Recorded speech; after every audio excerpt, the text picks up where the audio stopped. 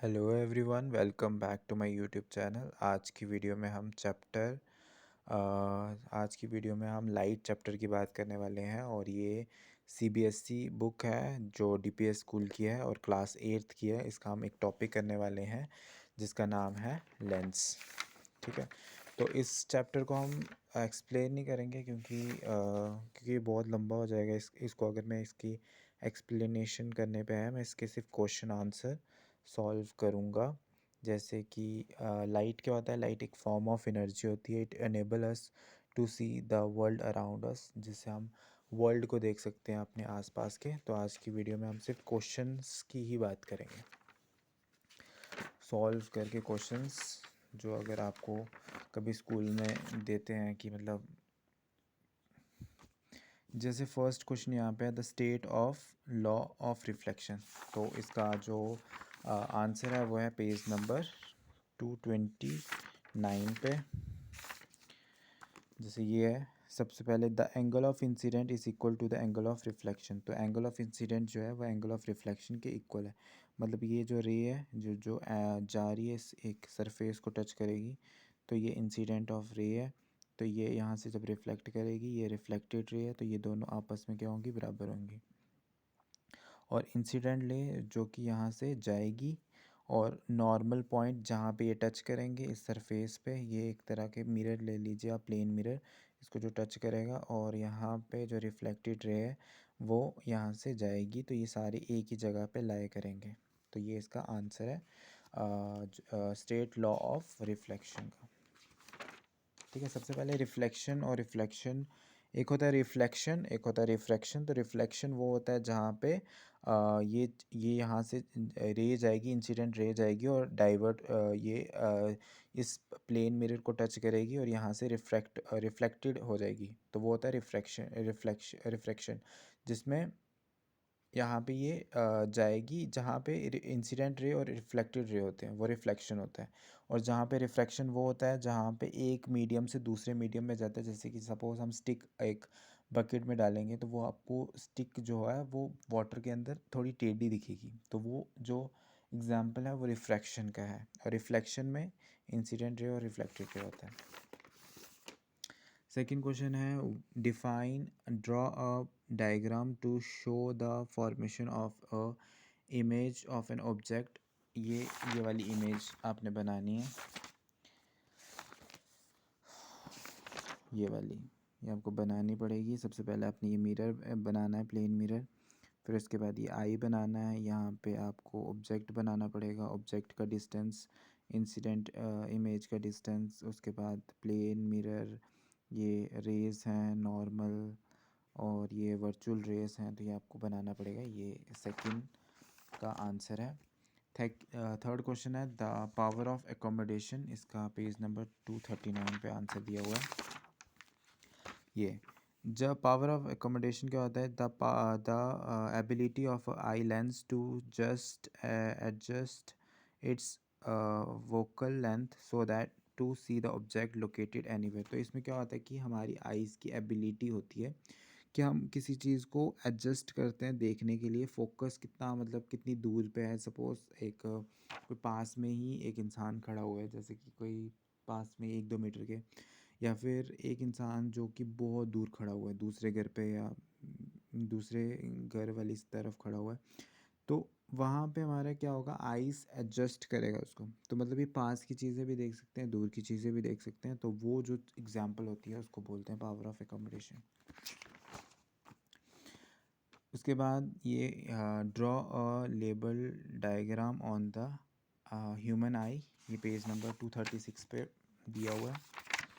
तो ये आपने आइज़ बनानी है। सबसे पहले आप एक तरह का सर्कल डाल लें यहाँ से, फिर उसको इरेज़ कर दें। यहाँ से उसका लेंस डालें, यहाँ से थोड़ा सा आगे उसको बना के यहाँ से इरेज़ करके बना सकते हैं। ये इजी है, बस इसके जैसे मर्ज़ी बनाओ, बट नाम लिखना ज़रूरी है, तो नाम लर्न कर लेना, जो कि बहुत ज़रूरी है। उसके बाद explain the working of human I with the help of flow chart. तो ये बहुत इंपॉर्टेंट क्वेश्चन है ये दोनों। तो इसकी इन्होंने ये नहीं पूछा हुआ, स्ट्रक्चर नहीं पूछा हुआ, इन्होंने फंक्शन पूछा हुआ, तो ये इसका आंसर है। The light coming from an object enters the I through the cornea and प्यूपिल। तो मतलब लाइट जो एंटर करेगी किसी ऑब्जेक्ट से, वो कहाँ से एंटर करेगी? जैसे सपोज कोई लाइट यहाँ से आ रही है, यहाँ से आएगी, तो वो कहाँ से आएगी? कॉर्निया और ये जो है प्यूपिल, इन दोनों चीज़ों से लाइट एंटर करेगी आई बॉल में। फर्स्ट चीज़ ये है, the lens focus the light ray to form a real and inverted and highly diminish image on retina. तो ये क्या करेगा? लेंस जो होगा, जो यहाँ पे लेंस होता है, ये वाला लेंस, ये क्या करेगा? ये इमेज बनाएगा। कौन सी इमेज बनाएगा? रियल और इन्वर्टेड। रियल इमेज जैसे कि सपोज़ आप अगर थिएटर में या बैठते हो, तो वहाँ पे इमेज बनती है, उस इमेज को बोलते हैं real image. Inverted image highly diminish हो गया, बहुत छोटी सी इमेज बनेगी। कहाँ पे बनेगी? रेटिना पे। रेटिना यहाँ पे होता है, ठीक है। और द सैनिटरी सेल, ये कौन से सेल होते हैं? जिसमें टेस्ट हो गया, टच हो गया, टेम्परेचर वाला हो गया, ये सारी चीज़ें जो आती हैं रेटिना पे। जब ये रेटिना तक पहुंच गया था, तो रेटिना पे जब ये बनेगा, तो वहाँ पे क्या होगा? एक इलेक्ट्रिक सिग्नल जनरेट हो जाएगा, और वो इलेक्ट्रिक सिग्नल ऑप्टिक नर्व से हमारे ब्रेन में जाएगा, और फिर वो सिग्नल जब क्या करेगा? प्रोवाइड करेगा एक इरेक्ट इमेज, मतलब स्ट्रेट इमेज बनाएगा ऑब्जेक्ट की। तो ये थर्ड आंसर था। फोर्थ, इसके बाद what is hypermetropia and how it is caused and corrected. तो इन्होंने पूछा हुआ है हाइपरमेट्रोपिया क्या होता है और वो कैसे होता है, या कैसे उसको ठीक कर सकते हैं।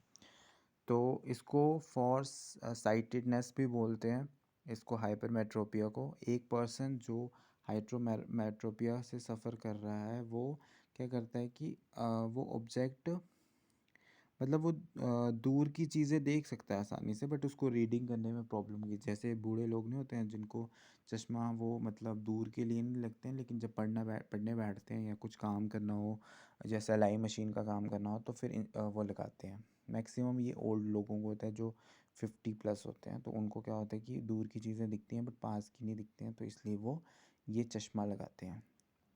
The image of a near by object is formed on the retina. और जो इसकी जो इमेज होती है वो रेटिना के पीछे बनती है।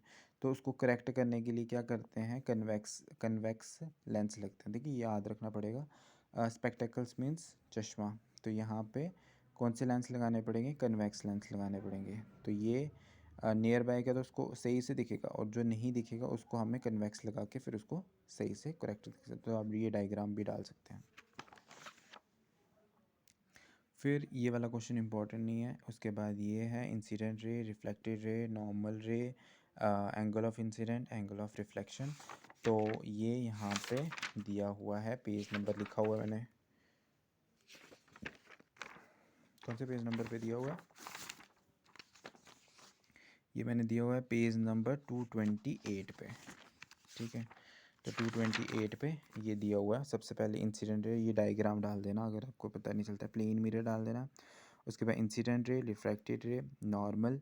तो इससे क्या होगा कि आपको मार्क्स मिल जाएंगे अगर आपने ये डाला होगा। तो इंसिडेंट रे क्या होता है? ये वाली इंसिडेंट रे जो कि सबसे पहले टच कर रही है प्लेन मिरर को।